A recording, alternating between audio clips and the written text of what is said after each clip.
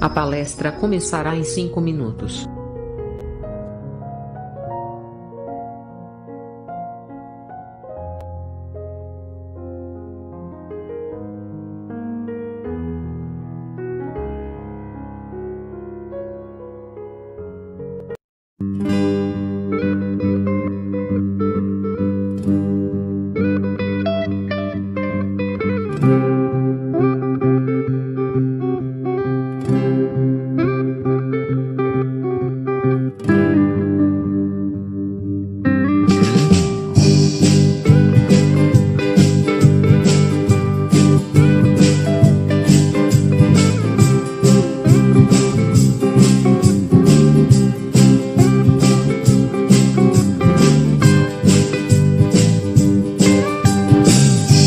O sol ilumina o dia, a lua ilumina a noite. Somos de luz, essência divina, filhos de Deus nascidos para amar. Herdeiros de Deus, um dom Ele nos dá. Cada um encontra sua forma de brilhar, fazer da terra um bom lugar. Somos a luz do mundo, somos o sal da terra, a candeia acesa que precisa iluminar. Se a terra enfrenta a charrua, se a área afronta a tormenta, quem ama dissipa as trevas, por onde caminhar. Jesus é o caminho e a vida, a verdade que nos guia, governador deste planeta, filho de Deus nascido para amar. O reino de Deus Jesus veio implantar, cada um encontra sua forma de ajudar, fazer da terra um bom lugar.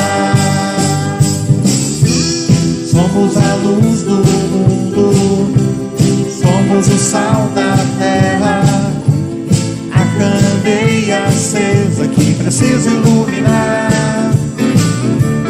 Se a terra enfrenta a charrua, se a ave afronta a tormenta, quem ama dissipa as trevas, por onde caminhar.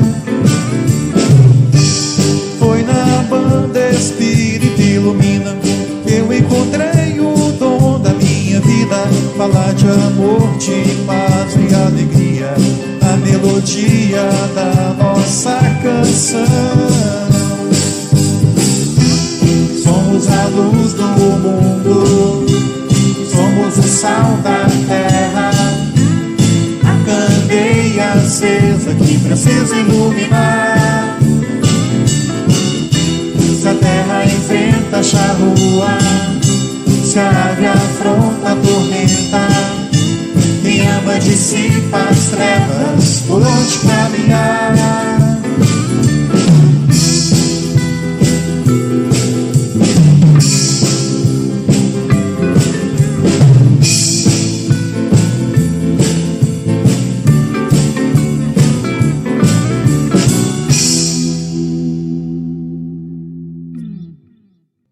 Somos companheiros, amigos, irmãos que vivem alegres pensando no bem. A nossa alegria é vivos cristãos, não fere a Jesus nem ofende a ninguém. A nossa alegria é bem do Evangelho, vibra e contagia, da criança ao velho, mesmo entre perigos, daremos as mãos, como bons amigos, como bons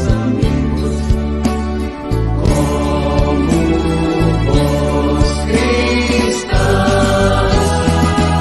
sempre ombro a ombro, sempre lado a lado, vamos trabalhar com muita alegria pelo Espiritismo mais cristianizado pela implantação da paz e harmonia. A nossa alegria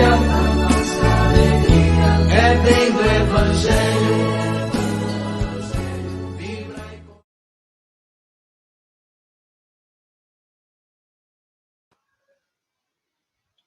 Saudações fraternas, meus irmãos e minhas irmãs. É realmente uma satisfação muito grande estarmos juntos mais uma vez nessa noitarde de domingo, para que possamos estudar um pouco mais acerca das verdades imorredoras que vêm através do Espiritismo. Meus irmãos e minhas irmãs, antes de darmos início à nossa reunião dominical, eu convido a todos a uma oração. Portanto, fechemos nossos olhos, elevemos nosso pensamento mais alto, rogando a Deus, nosso Pai, a sua proteção e amparo a todos nós, para com nossas mazelas, nossas dificuldades, para que possamos, cada qual, aurir forças suficientes para lidarmos com as dificuldades que eventualmente batem às nossas portas. Jesus querido, obrigado pela oportunidade de estarmos juntos enquanto irmãos, ligados em coração, para que possamos entender um pouco mais a respeito da doutrina consoladora que o Senhor nos enviou. Pedimos, Senhor, por acréscimo de tua misericórdia, paz e quietude ao nosso irmão palestrante da noite de hoje, que ele possa ser, portanto, inspirado pela equipe espiritual de nossa casa e pelos anjos protetores que o seguem dentro de sua encarnação. Obrigado mais uma vez, Senhor, por nossas vidas. Obrigado, Senhor, por estarmos juntos. Fica conosco hoje e sempre, Pai. Que assim seja.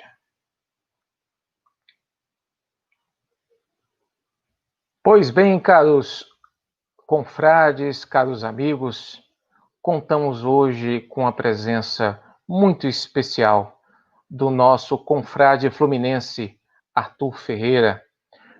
Nosso confrade, ele traz uma bagagem muito intensa dentro da doutrina espírita, um verdadeiro estudioso, mas acima de tudo, um trabalhador na doutrina espírita, não só no Rio de Janeiro, mas também em outros estados, assim como também as passagens que ele teve aqui por Goiás. Mas gostaríamos, obviamente, de brindar o nosso irmão Arthur, referendando também os livros que recentemente ele compôs, como, por exemplo, Ramatiz, Sábio ou Pseudo-Sábio, e ainda Espiritismo e Ramaticismo. São livros que o nosso irmão se debruçou, estudou, e dentro de todo esse cabedal de experiência que ele detém, hoje ele está disposto a tratar conosco a respeito de critérios que Allan Kardec usou para a publicação das mensagens. Então, a palavra é sua, meu irmão Arthur Azevedo, Arthur Ferreira, seja muito bem-vindo. Jesus possa conduzir sua fala no dia de hoje. Obrigado, Francisco. Obrigado, demais irmãos que estão aqui nos assistindo. É uma grande satisfação, né, poder colaborar com vocês aí de uma cidade na qual moramos 9 anos, né? Temos um filho nascido aí. Então, temos uma casa aí ainda, que não moramos nela, mas está alugada no Jardim Presidente. Então, é uma grande satisfação poder colaborar com essa casa tão querida. Bem, falávamos, né, antes da nossa reunião, sobre a amplidão, a amplitude desse tema, né, que são os critérios que Allan Kardec se utilizou para a publicação de mensagens, e procuraremos ser o mais sucinto possível, né, em relação a esse tema, mas convido a vocês a prestarem muita atenção, não só naquilo que nós iremos aqui dizer, mas que continuem depois disso as suas pesquisas sobre esse tema, porque isso é fundamental até mesmo para a sobrevivência do nosso próprio movimento espírita em bases saudáveis. O que, infelizmente, vemos notando nos últimos anos, e por isso envidamos uma pesquisa desde o início dos anos 90 em relação a isso, é que a qualidade dos escritos espíritas, que muitas vezes se consubstanciam em livros, vem caindo de maneira muito preocupante. Então, esses nossos 2 trabalhos, que acabaram se apresentando como livros, eles apenas são exemplificações daquilo que, na verdade, se tornou um grande mercado que sobrevive em cima da desinformação daquilo que seria realmente a proposta espírita. O que nós vemos é um decréscimo de qualidade na medida em que tudo se aceita para publicação que venha do mundo espiritual. Enquanto isso vai de encontro, isso se choca com as determinações dos espíritos superiores e também do próprio codificador da doutrina, o insigne Allan Kardec. E para que nós possamos exemplificar isso de uma maneira mais direta, nós, nada mais, nada menos, trouxemos as próprias palavras do codificador acerca disso, que estão não só na codificação espírita, mas também nesse gigante trabalho que ele envidou na Revista Espírita. Trabalho esse que nós convidamos vocês também a lerem, além, obviamente, da codificação, que são as obras fundamentais da doutrina espírita. Então, que critérios seriam esses? São os mais diversos, tá? Mas que se combinam e se complementam. Kardec utilizou, entre esses critérios, o critério da lógica, tá? Que deva sempre pautar, né? A lógica é um primo do raciocínio, por isso que Kardec chamou o espiritismo de fé raciocinada. É aquela que nós não poderíamos tão somente nos levar pela emoção ou por uma fé cega, mas também com o contributo da inteligência, do raciocínio, da lógica, da análise crítica. Infelizmente, boa parcela do nosso movimento espírita tem abdicado do senso crítico, atrelando a uma falta de caridade ou uma espécie de intolerância. Nada mais falso, tá? E isso nós podemos encontrar muito claramente em Allan Kardec, principalmente nós chamamos a atenção para o Livro dos Médiuns, né? Muitas das vezes lá no Livro dos Médiuns nós temos lá as análises, né? Por exemplo, das obras ou das mensagens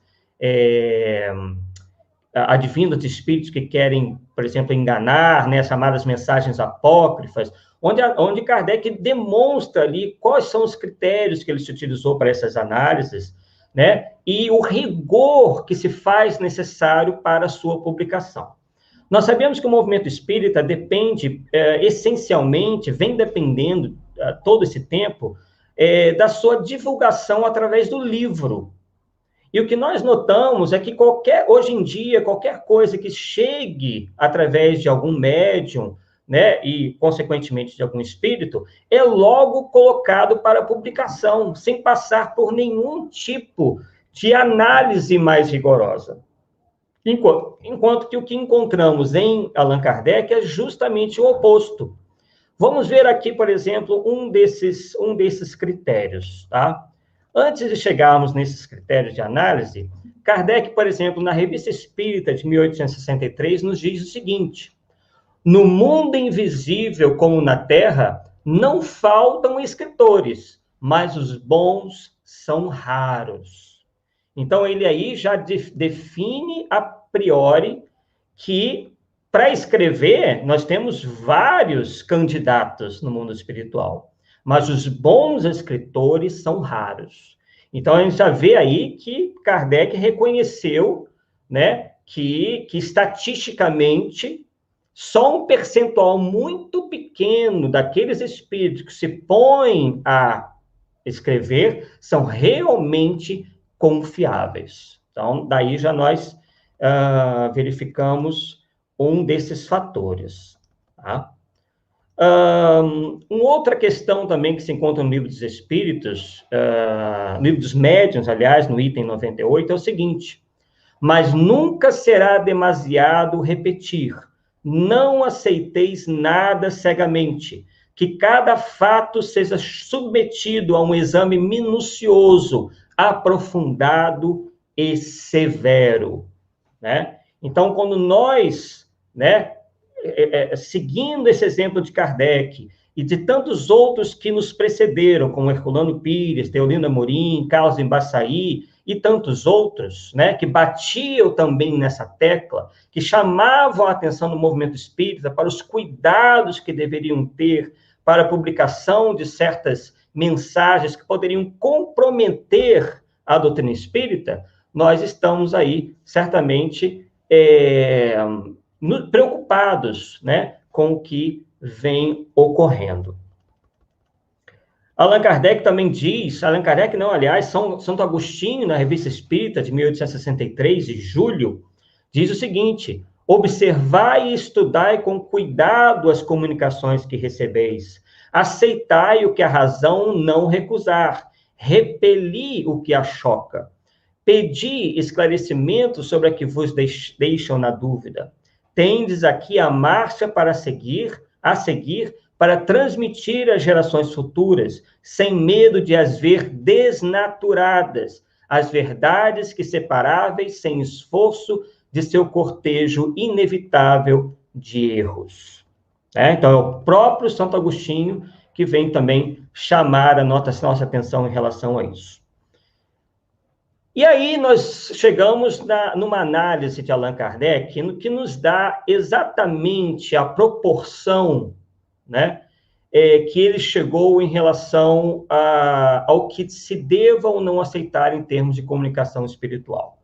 Ele nos diz o seguinte: aplicando esses princípios de ecletismo às comunicações que nos enviaram, diremos que em 3.600, quer dizer, 3.600 mensagens, há mais de 3.000 que são de uma moralidade irreprochável. Então, para quem começa a ler, né, já verifica o quê?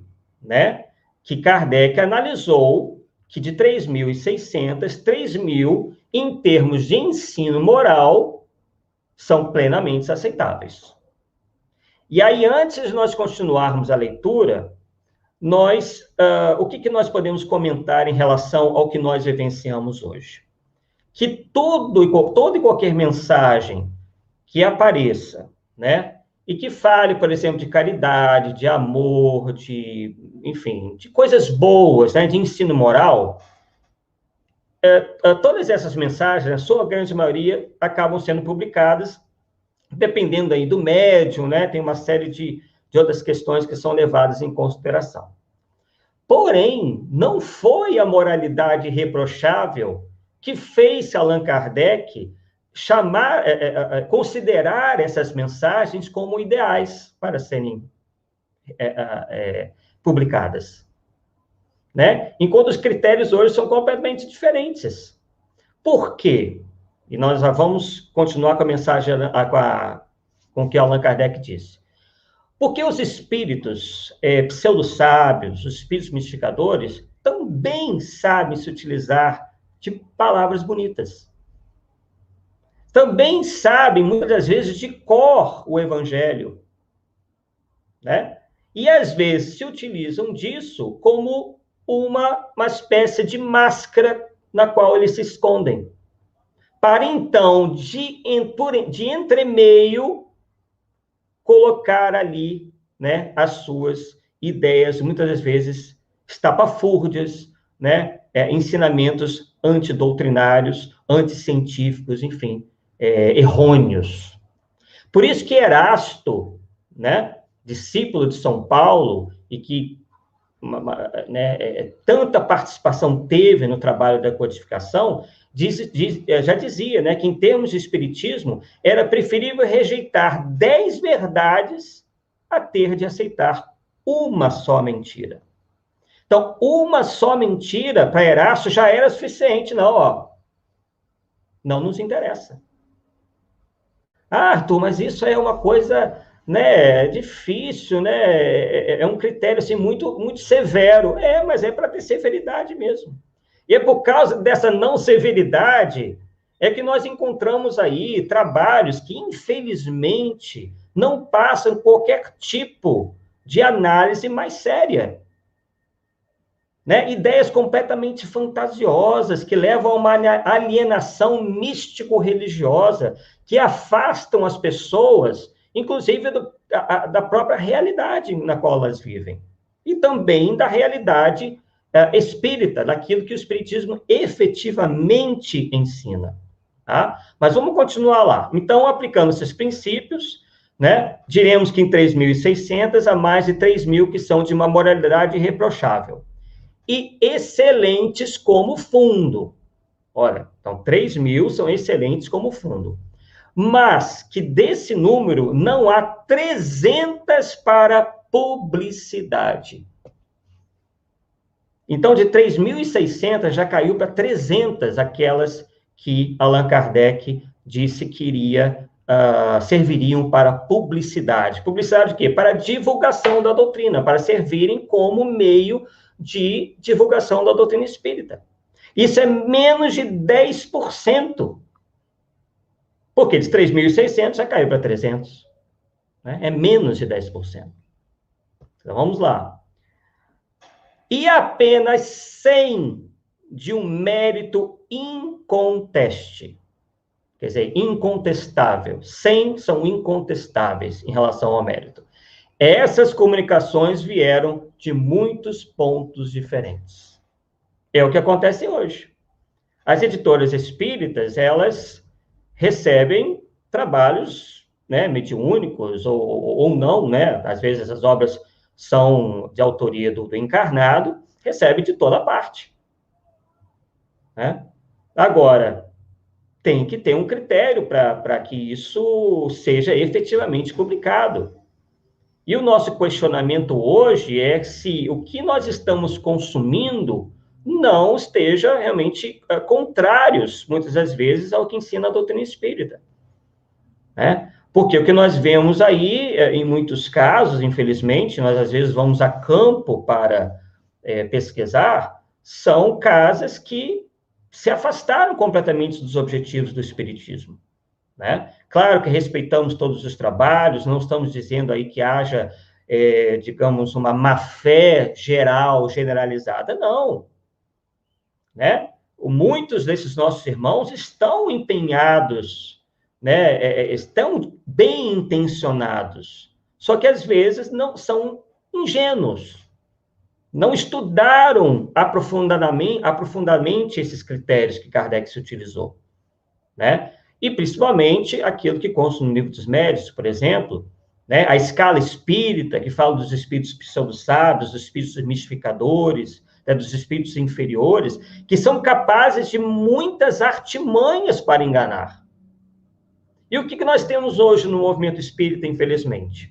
É a seguinte mentalidade: nossa, veio do mundo espiritual, é uma verdade incontestável. Eu não posso utilizar nenhum tipo de critério aqui de análise crítica, porque eu estou sendo anticaridoso com o nosso irmãozinho. Infelizmente, não é esse o caminho. Jesus mesmo já nos chamava a atenção, né? Em relação a esse tipo de coisa, né? A ação dos espíritos inferiores, né? O que foi aí consubstanciado e mais diretamente trabalhado na doutrina espírita, né? Então, seria o mesmo que, por exemplo, eu quisesse saber sobre um tema profundo e pegasse o primeiro que aparece na rua para me dar uma aula sobre aquele tema.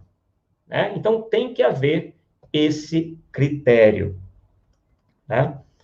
E aí, Allan Kardec, na Revista Espírita, ele ainda nos diz o seguinte: os maus espíritos temem o exame.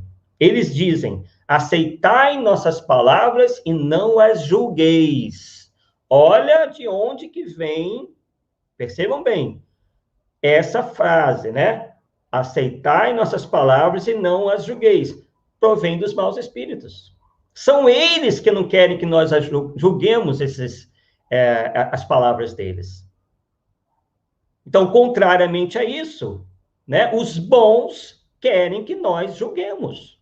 Mas não é um julgamento por julgar, não é a crítica destrutiva, né? Muitas vezes há essa confusão de que a crítica é destrutiva, que isso vai ocasionar uma discussão, uma briga. Não!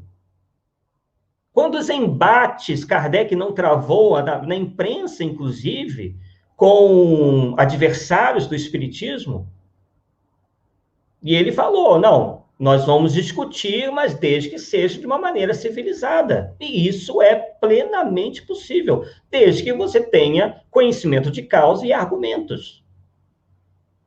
Tá? Então, a gente tem que começar a reavaliar essa postura. E aí continua, se tivessem a consciência de estar com a verdade, não temeriam a luz. O hábito de escrutar as menores palavras dos espíritos, de pesar-lhes o valor, distancia forçosamente os espíritos mal intencionados, que não veem, então, perder inutilmente seu tempo, uma vez que se rejeite tudo que é mal ou de origem suspeita.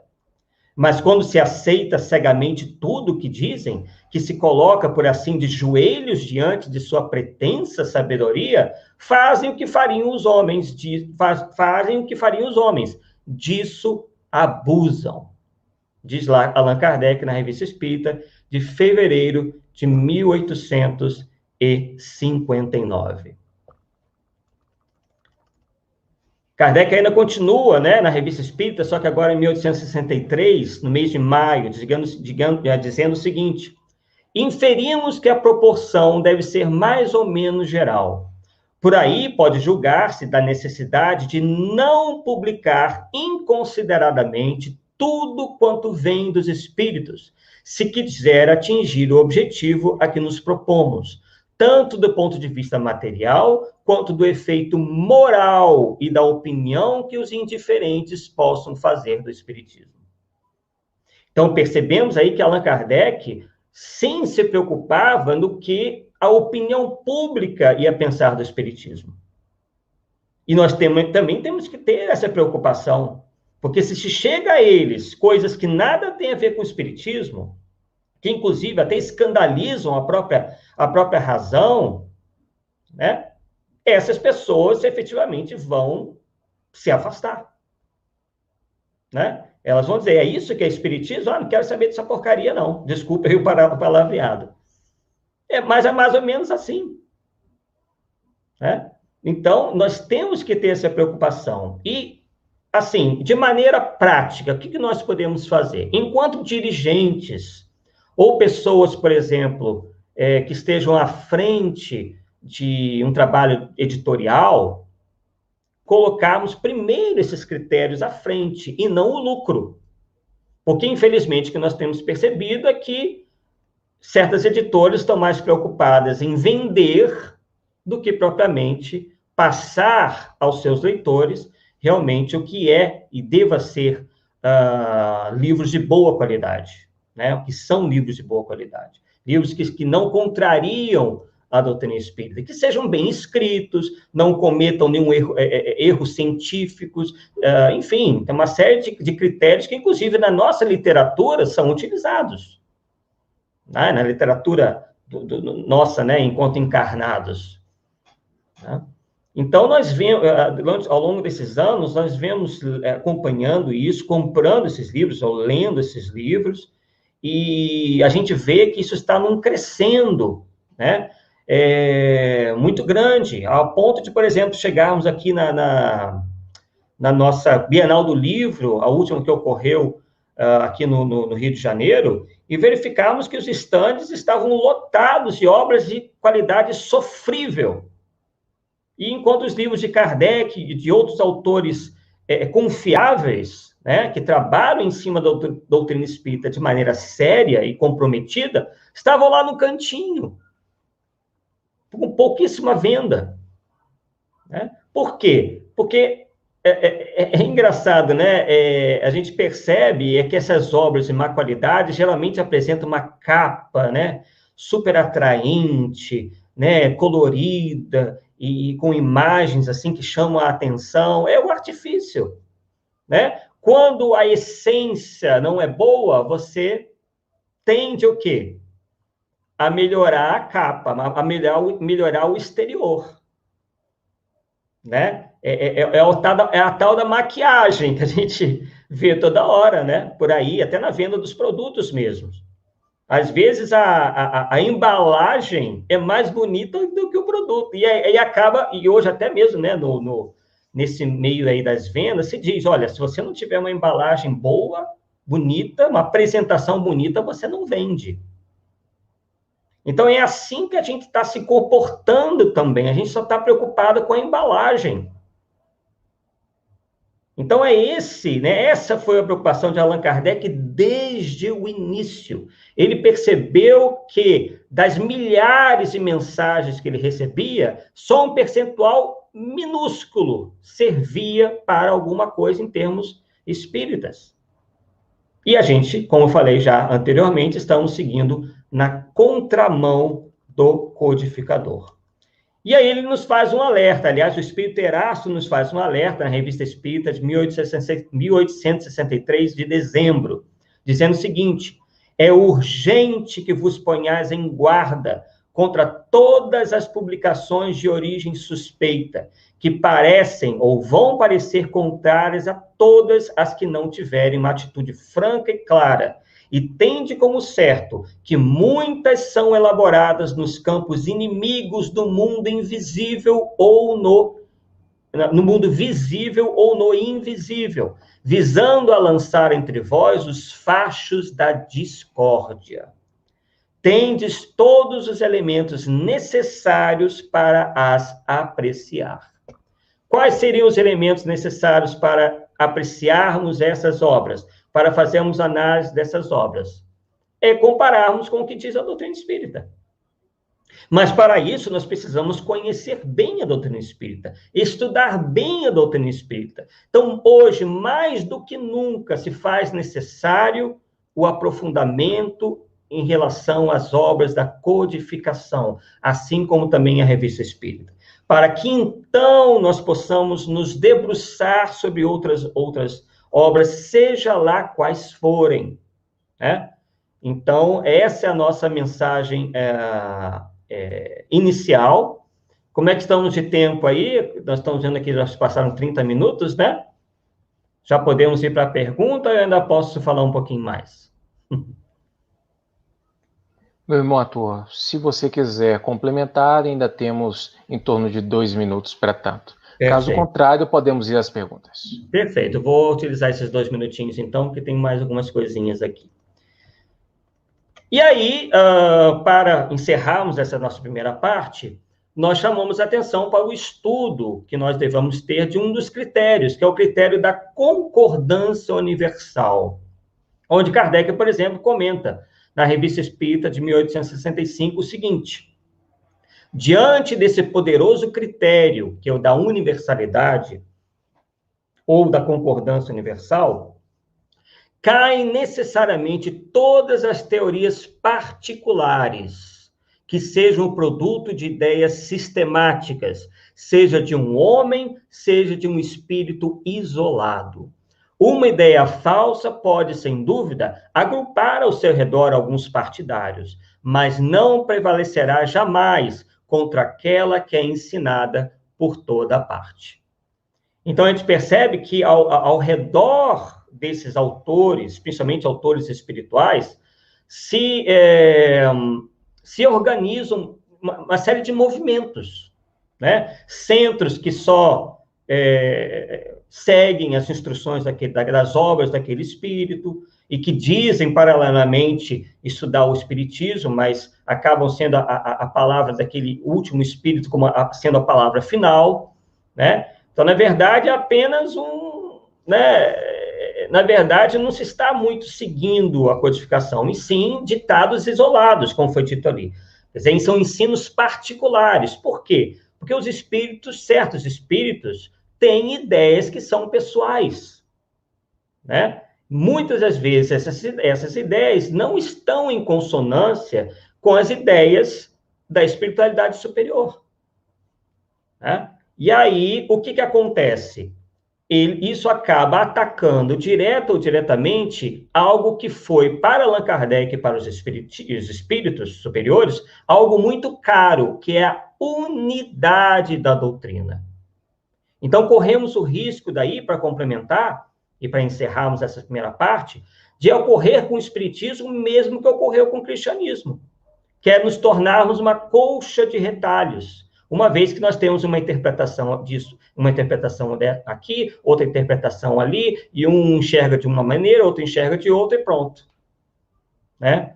Estão formadas uma série de seitas que se dizem espíritas e que, na verdade, né, acabam se digladiando entre si, fazendo que o movimento espírita venha a se fragmentar.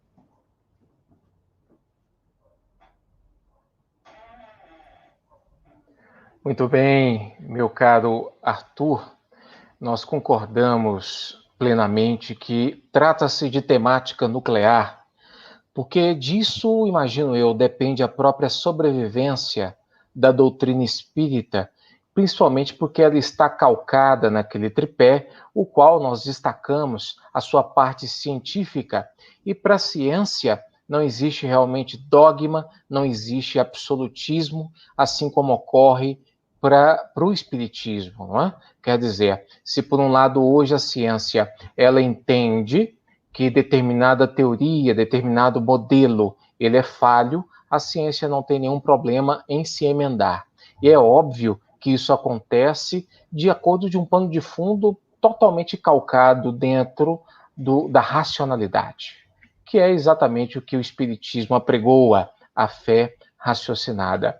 Mas, Arthur, acompanhando a sua fala hoje de forma síncrona, nós estamos contando com mais ou menos 60 pessoas. Obviamente, temos uma parceria muito bacana com o IGESE, com a TV Secal, e nós gostaríamos de saudar, Arthur, todas essas pessoas, em nome, obviamente, já tomando corpo, tomando nome, a senhora Avelina Machado está conosco, a Arbélia, Williana, a irmã Helenice, Nélia Bernadette, a nossa irmã Lázara Rodrigues, dentre tantos estão nos acompanhando. Esse tema intrigante que você nos traz, esse tema de alerta.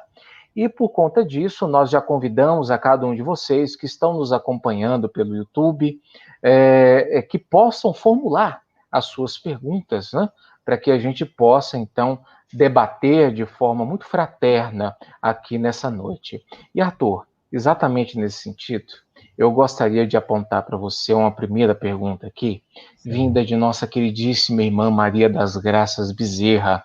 Ela nos pergunta o seguinte: livros psicografados pelo Hercílio Mais, atribuídos a Ramatiz, como Fisiologia da Alma, dentre outros, não são exatamente confiáveis? Maria, é justamente em cima dessas obras que nós já vimos efetuando pesquisas há cerca de uns 30 e poucos anos, né? Porque iniciamos lá pelo início de 1990, né, dos anos 90, lançamos um livro em 97, né, sobre esse tema e ampliamos, né, nessa segunda obra, Espiritismo versus Ramaticismo. A conclusão que nós chegamos é que meu posicionamento em relação a isso é que, na verdade, há uma grande probabilidade do espírito Ramatiz sequer ter existido.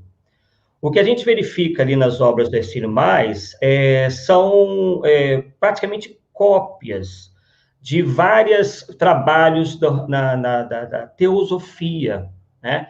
Nós temos um canal, inclusive, né, pedimos permissão para fazer um jabazinho do canal, no YouTube, chamado Arthur Azevedo, Difusão Espírita, onde a gente aprofunda isso daí bastante, né, a gente aprofunda esses estudos aí, e acredito que a nossa querida Maria das Graças vai poder extrair desses nossos estudos mais respostas que aqui, no tempo exíguo que nós temos, não seria quase que impossível, né? Mas o que, assim como Herculano Pires e outros grandes que nos precederam, nós chamamos a atenção com os cuidados que nós devamos ter com essas obras, atribuídas a um espírito de oriental chamado Ramatiz. Muito bem, Arthur, bacana. Então vamos visitar, não é? Para que a gente possa se aprofundar, como você o fez, com tanto tempo, se debruçou realmente dentro desse assunto, para que nós possamos nos convencer do ponto de vista lógico, né? Sobre essa questão. Aproveito então, Arthur, para poder colocar aqui o posicionamento de nossa irmã Regina Martins. Ela coloca para nós, maravilhoso tema. É muito importante que fiquemos alertas e atentos para as leituras verdadeiramente elevadas. Infelizmente, no mundo espiritual, também existem aqueles que desejam confundir e destruir. Sem dúvida nenhuma, não é, meu irmão? Sim, sem dúvida. Parece um pouco, assim, conspiratório, né? Isso daí, mas é por isso que nós procuramos calcar o nosso pensamento em Allan Kardec, nos espíritos, porque eles efetivamente demonstram que esse perigo existe. Às vezes, o que ocorre é que nós achamos que essas tentativas de engano, né, de nos enganar, são apenas tentativas, assim, isoladas, né, ou pontuais nos centros espíritas. Não. A espiritualidade inferior, ela é tão ou mais inteligente do que a gente possa imaginar. Eles querem também chegar ao cerne da questão, que é destruir tudo, né? Eles não vão ficar só tentando enganar uma ou outra pessoa, eles vão querer realmente afastar a luz. A gente sabe que espíritos voltados ainda ao mal, não o serão eternamente, eles sentem até uma certa satisfação em lutar para que suas ideias prevaleçam, ou até mesmo para que tudo seja destruído, né? Nós verificamos isso muitas vezes nas nossas reuniões até de desobsessão, né? O ódio que ainda tem nesses corações e tudo mais, o trabalho que eles fazem, um trabalho anticrístico mesmo, né? E nós não podemos realmente achar que isso é de pouca monta, tá? Então, uma das formas de ataque, né, da espiritualidade inferior, não somos nós que dizemos, isso está na própria codificação e na revista espírita, é realmente atacar a unidade doutrinária, né, e trazer coisas que vão trazer ensinos, entre aspas, que vão trazer a confusão para que haja, então, aí a desunião entre nós espíritas. Voltando até um pouquinho em relação ao Ramatiz, o que eu posso dizer é que em função dessas obras, né, não só dele, mas também de outros espíritos, mas esse aqui nós nos aprofundamos mais, se formaram verdadeiros redutos cientistas, né, dentro do movimento espírita, que inclusive atacam a figura de Allan Kardec, dizendo o seguinte: mas que Kardec está ultrapassado, que Kardec já era, que a codificação foi escrita lá no século XIX, que muito se avançou. Enfim, eles dizem seguir Kardec, mas ao mesmo tempo, e na primeira oportunidade, eles não pensam duas vezes em ficar com a posição daquele espírito ou daqueles livros que eles dizem ser superiores porque são mais recentes, né? A gente sabe que não é assim. As verdades, elas são eternas, né? Quer dizer, certos princípios, eles eram verdadeiros no século XIX, são verdadeiros hoje, serão verdadeiros amanhã. Muito bem. Arthur, do ponto de vista didático, eu vou pedir permissão à dona Isabela, que ela está com uma pergunta em nossa fila, para que eu pule e faça uma outra. Eu penso que dessa forma a gente vai conseguir conduzir melhor o processo. E por isso eu faço a pergunta feita pelo nosso irmão Hugo Ramos. Ele nos pergunta o seguinte: o que dizer da FEB? Ela não revisa os livros antes de sua publicação? Por que ela deixa passar obras duvidosas? Aí, se você me permite, Arthur, eu gostaria de emendar a pergunta do Hugo e lembrar de um fato, eu diria, curioso, ocorrido no início do mandato mediúnico de nosso irmão Chico Xavier. quando da publicação de seu livro Parnaso de Além Túmulo. Conta a história que, quando antes dessa publicação, houve todo um cuidado muito profundo naquela época da Federação Espírita, a ponto de um primeiro momento, pelo menos, a Federação hesitar de colocar o seu selo de Federação Espírita naquele livro. E aí, meu irmão, você pode seguir daí. Olha, inicialmente nós temos um grande respeito pela Federação Espírita Brasileira. Acredito que a contribuição dela foi importante. No entanto, friamente analisando, inclusive nós estamos nos debruçando isso, né, já também é um outro estudo que nós já fazemos há bastante tempo, e nós lançaremos um estudo via também internet sobre isso, porque nós vemos, na medida em que nós estudamos o nascimento da Federação Espírita Brasileira e seus antecedentes, isso não só nós que já chegamos a essa conclusão, percebemos a entrada de um outro, nós já citamos um cavalo de Troia aqui, que é o ramaticismo. Vamos citar um outro cavalo de Troia que teve também e ainda tem tem tido uma grande importância nesse trabalho de desvirtuamento do nosso movimento, que é o rustanguismo. Inclusive, eu vi que o nosso amigo aí, Antônio Marcos, está perguntando sobre o Rustem. As bases em que a FEB fixou os seus trabalhos foram de sobremaneira em cima dos ensinamentos e daquilo que está contido nas obras de Rustem. Às vezes a gente se engana achando que, como não tem Rustem, não há nenhuma menção a Rustem nos livros, que ali não há pitadas de rustanguismo. Rustanguismo não é só acreditar no corpo fluídico de Jesus, é algo que vai muito além disso. É toda uma postura completamente em divergência com a doutrina espírita. Então, só agora que nos parece que a Federação retirou, né, em que a Federação retirou a obrigatoriedade dos estudos de Rustem de seu estatuto, é que parece que se inicia um movimento para que realmente o movimento espírita e a Federação Espírita se afaste definitivamente de Rustem. Mas nós chamamos a atenção que há várias obras de orientação ou de influência rustanguista no nosso meio, ainda no âmbito literário. Obras que são tidas como meninas de olho, como se diz, né? Assim, obras importantes ainda no movimento espírita, que nós não vamos citar nesse momento, mas que tem uma clara, faz uma clara, assim, união, né? Tem uma clara influência, essa é a palavra que nós estávamos querendo nos lembrar, uma clara influência do pensamento rustanguista, né? Que vou citar, além do corpo fluídico de Jesus, vamos citar um outro princípio, né? Assim, outro ensinamento, né? Entre aspas, da obra de Rustem, por exemplo, que é o da metempsicose.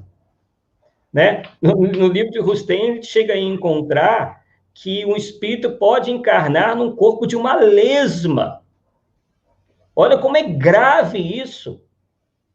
E aí nós recordamos de Erasto, quando nos diz, entre 10 verdades, né, se eu tiver 10 verdades e uma só mentira, eu prefiro rejeitar. Então, é um princípio, esse aí da encarnação de um espírito humano no corpo de uma lesma, vai de encontro, se choca com o princípio basilar da doutrina espírita, que é o da não retrogradação. Além de uma série de outras coisas, que também demoraria aqui muito tempo para nós abordarmos, mas nós citamos essa questão do criptógamo carnudo, da encarnação de espíritos humanos em lesmas, só para realmente impactar, e vocês verem quão sério, né, essa influência, séria pode ser essa influência nefasta do rustanguismo dentro do movimento espírita, e já o foi, inclusive, na época de Kardec. Né? Inclusive, os adeptos de Rustem, à época de Kardec, atacaram ferozmente o codificador. Então, o cisma já vem de lá. E, infelizmente, quando o espiritismo surgiu no Brasil, veio junto os 4 evangelhos de Rustem, e aí culminando na fundação da Federação Espírita Brasileira. Muito bem, Arthur, eu acho que agora podemos, então, ouvir a pergunta da nossa primeira-dama aqui do Lar de Jesus, a Isabela Paiva. Ela pergunta quais seriam os critérios básicos para saber se uma obra é espírita, é uma obra que é espírita, seja confiável. Olha, eu vou até citar aqui uma passagem que está lá em Kardec, no Livro dos Médiuns, né, um trecho, que diz o seguinte: os espíritos só enganam os que se deixam enganar, mas é preciso ter os olhos de joalheiro para distinguir a pedra verdadeira da falsa, e quem não sabe distingui-la, procura um lapidário. Então, se nós não estamos ainda em condições, porque isso vai depender muito do nível de entendimento da doutrina pelo leitor. É por isso que eu, mesmo fazendo esses estudos, sempre passo para o leitor a bola, porque eu também não quero pensar pela cabeça de ninguém, eu não quero isso para mim, também não vou querer para o outro.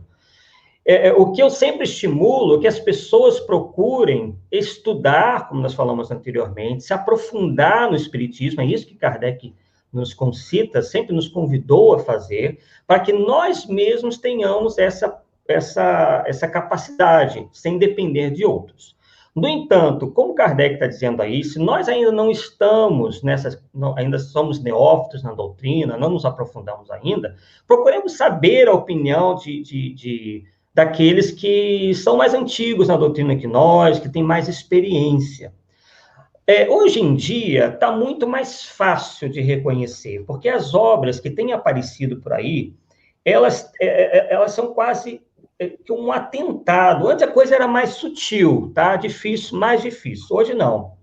Hoje, por exemplo, há obras falando sobre dragões no mundo espiritual. Parece mais uma coisa de ficção científica. Assim, eu poderia citar muitas coisas aqui. Por exemplo, espíritos falando sobre vida em outros planetas, inclusive fiz recentemente um estudo sobre isso. Isso é um campo minado, né, que os espíritos gostam de explorar, porque quando se fala em vida em outros planetas, e o espírito sai relatando aquilo, fica com a impressão que ele é superior. Poxa, ele foi capaz de visitar Marte, ele foi visitar Saturno, Urano, Netuno, então isso já é uma espécie de carteirada que o espírito gosta de dar, né? E aí a pessoa, então, deixa de lado o raciocínio e começa a acreditar naquilo, né? E também fantasia sobre o mundo espiritual, essa questão dos dragões, dos magos negros, que vão instalar chips na cabeça da pessoa. Olha, a imaginação do pessoal está, assim, realmente bem excitada ultimamente, tá? E eles realmente perderam qualquer tipo de pudor. Eles já colocaram na testa do leitor, assim, olha, você é um idiota, e ficou. Eles não mais se fazem de rogados. O que a gente tem visto por aí é de estarrecer. Eu acompanho muito de perto isso daí. E inclusive, convido vocês a fazerem o mesmo. Então, há uma série de sinais que eu poderia mencionar aqui, que demonstra que uma obra não é confiável, tá? Porque existe uma multiplicidade, eles têm atacado por tudo quanto é lado. Uns apelando para um misticismo, outros para um cientificismo, outros para um religiosismo. Então, são muitas. E o que é interessante, eles não têm unidade. Cada um fala uma coisa. Quando você pega, por exemplo, só 2 que nós aqui citamos, Rustem e Ramatiz, e comparamos, um fala coisas diametralmente em oposição à outra. E o que nós vemos dentro da falange do Espírito da Verdade? A concordância completa.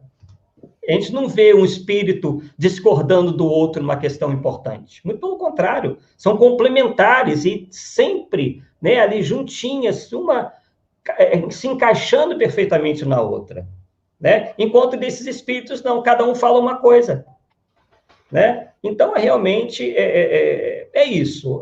Cada um deva fazer todo o esforço e evitar se enfronhar na literatura mediúnica sem conhecer bem antes as bases, né? Eu sou, por exemplo, professor de inglês há muitos anos. Trabalhei com outras coisas, mas é a profissão que eu mais tempo me dediquei. E como em tudo, tanto no aprendizado de idioma, ou no aprendizado de qualquer outra coisa, eu tenho que começar pela base mesmo, né? E tudo aquilo que contrariar aquilo que eu aprendi na base não pode ser tido como uma espécie de complementação ou um avanço, né? Então, julgar que, por exemplo, Kardec esteja ultrapassado, por exemplo, que é difícil de ler, são desculpas que, por favor, né, não mais cabem nos dias de hoje, né? Porque a gente vê que, muito pelo contrário, a cada dia que passa, a própria ciência, o próprio avanço do conhecimento humano vai destacando e vai mostrando quão a codificação ainda é, e vai continuar sendo por muito tempo, algo muito atual. Muito bem, Arthur. Sobre isso ainda, o nosso irmão Humberto de Paulo e Silva, ele colocou para nós aqui, agorinha passou, né, a tarja dele, realmente a dificuldade que mesmo que nós estejamos em constante estudo, nós teríamos, inclusive, para fazer essa distinção com clareza, daí unirmos forças, né? Tanto é que ele diz, ainda se concordes com a doutrina, não é simples distinguir obras que são efetivamente fidedignas. Não é realmente não é um trabalho fácil, né? Sim, de ser feito. Sim. Se me permitem, senhores, já conto uma história pessoal, vinda de minha família. Minha mãe, quando adentrou na doutrina espírita, um dos primeiros livros que lhe veio a conhecimento foi Nosso Lar. E quando narrou-se naquele livro que existiam cidades espirituais, que existiam ônibus voadores, ela ria de gargalhar, porque ela não concebia que aquilo pudesse ser verdade, né? Obviamente, exceto quanto à questão das cidades, né? Porque nós sabíamos que existia vida além da vida, e provavelmente vida organizada, como Kardec mesmo já havia apontado na codificação, quando veio aquela declaração do Aerobus, né? Algo inédito, né? Precisou, obviamente, passar por todo um crivo, por todo um estudo, né? Um estudo, inclusive, de lógica, para que, inclusive, esse tipo de coisa fosse aceita. E mesmo assim, como bem colocou o nosso irmão Humberto, não é fácil. A Helenice Abrão, a razão, o conhecimento da doutrina e a reflexão seriam, então, critérios essenciais para as comunicações espíritas? É a pergunta dela. Realmente, a razão ela é um dos principais, se não o principal critério, né, para análise dessas comunicações e, obviamente, aliado a um conhecimento doutrinário, que, na verdade, né, sempre, desde o início, é um apelo à razão, né? O Espiritismo é, acima de tudo, um apelo à razão, para que, através da nossa inteligência, nós possamos também desenvolver a nossa moralidade. Vamos aproveitar aqui um trechinho da Revista Espírita, de setembro de 1858.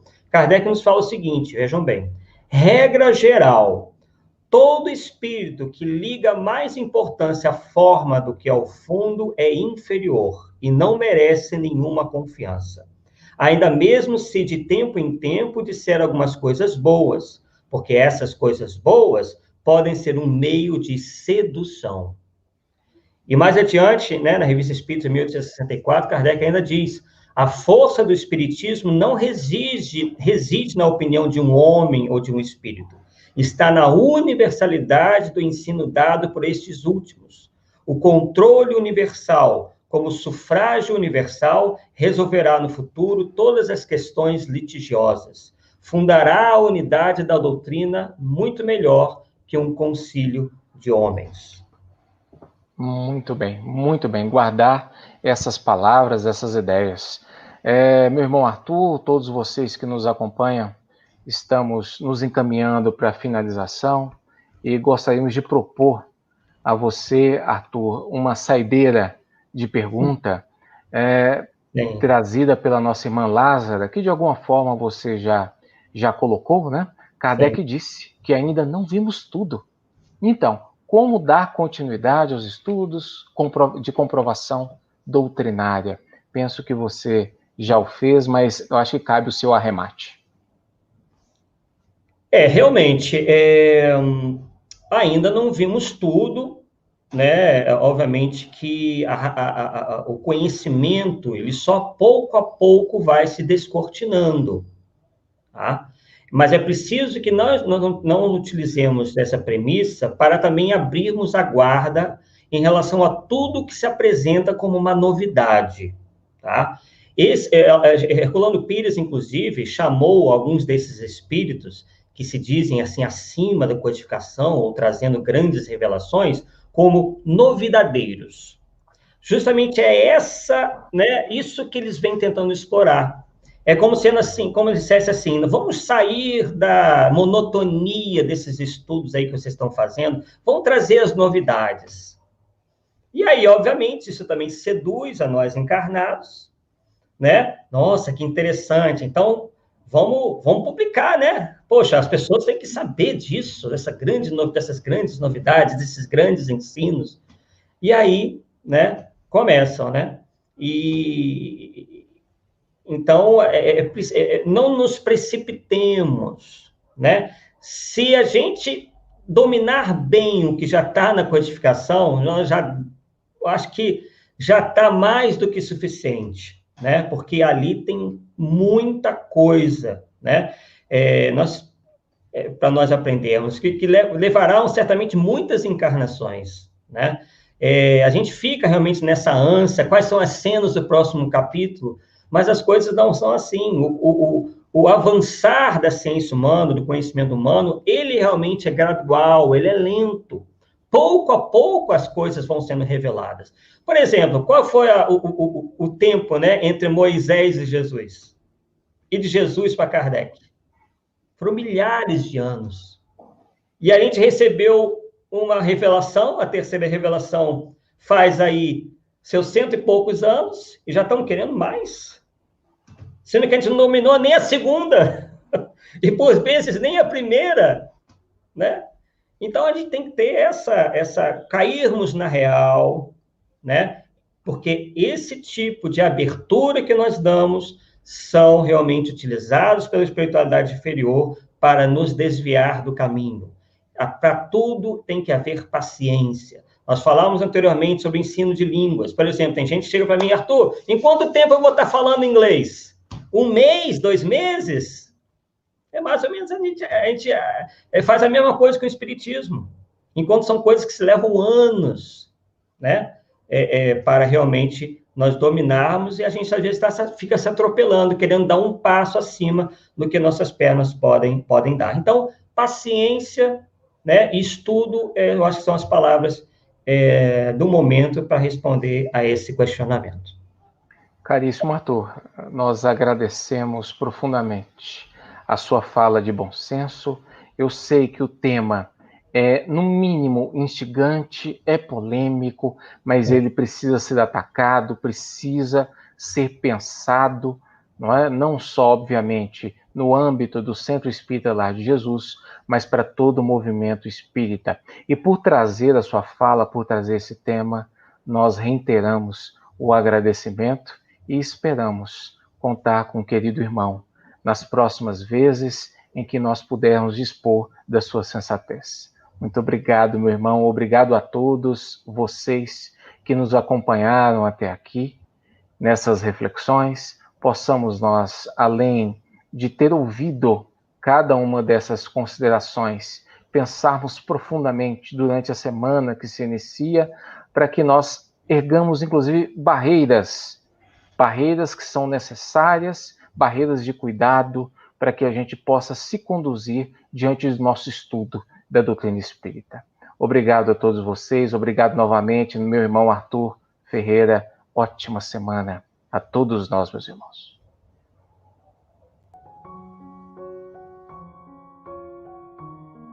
Elevemos o nosso pensamento ao nosso Pai Criador, ao nosso Deus de infinito amor e bondade. dizendo: Senhor, muito obrigada.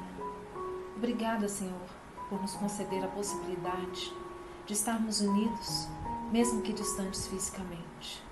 Obrigada, Senhor, pela tecnologia que hoje temos, que propiciam esses encontros e essas reflexões, mesmo diante de situações de medo, de incertezas, de insegurança como temos vivido na Terra.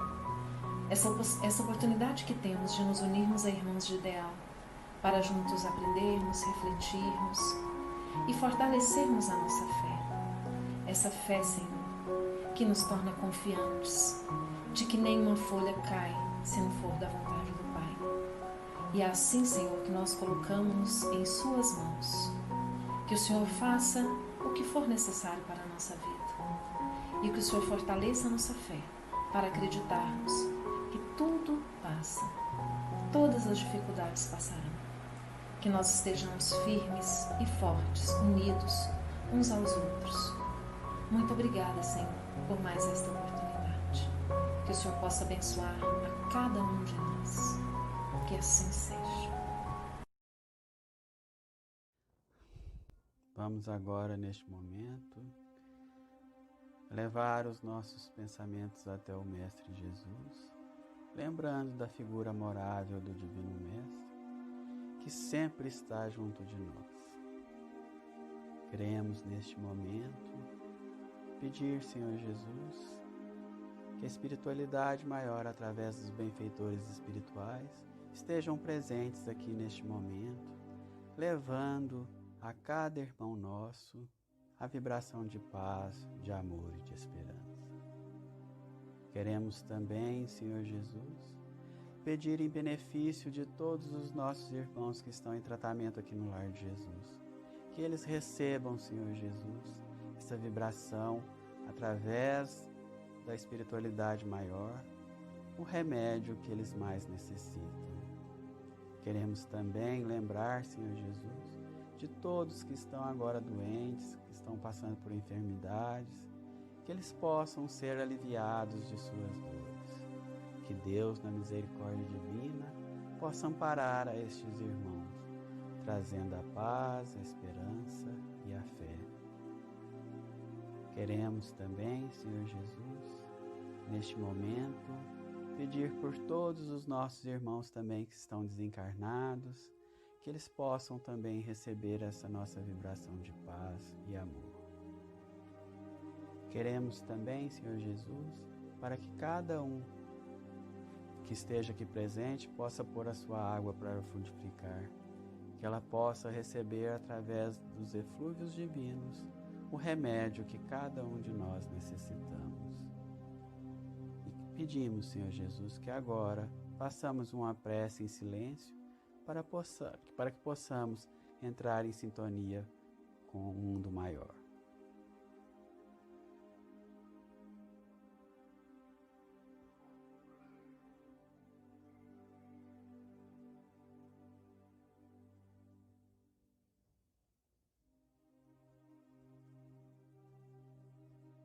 Queremos agora, neste momento, agradecer a espiritualidade maior que esteve presente durante todo o nosso trabalho e que possamos, Senhor Jesus, não só aqui através dos ensinamentos recebidos, colocá-los em prática na nossa vida cotidiana. Para finalizar, vamos fazer a prece que Jesus nos ensinou. Pai nosso que estais nos céus, santificado seja o vosso nome. Venha a nós o vosso reino, seja feita a vossa vontade, assim na terra como no céu. O pão nosso de cada dia nos dai hoje, Senhor. Perdoa as nossas dívidas, assim como nós devemos perdoar aos nossos devedores. E não nos deixe, Senhor, entregue às tentações, mas livra-nos de todo o mal, porque vós sois o reino, o poder e a glória para todos sempre. Que assim seja.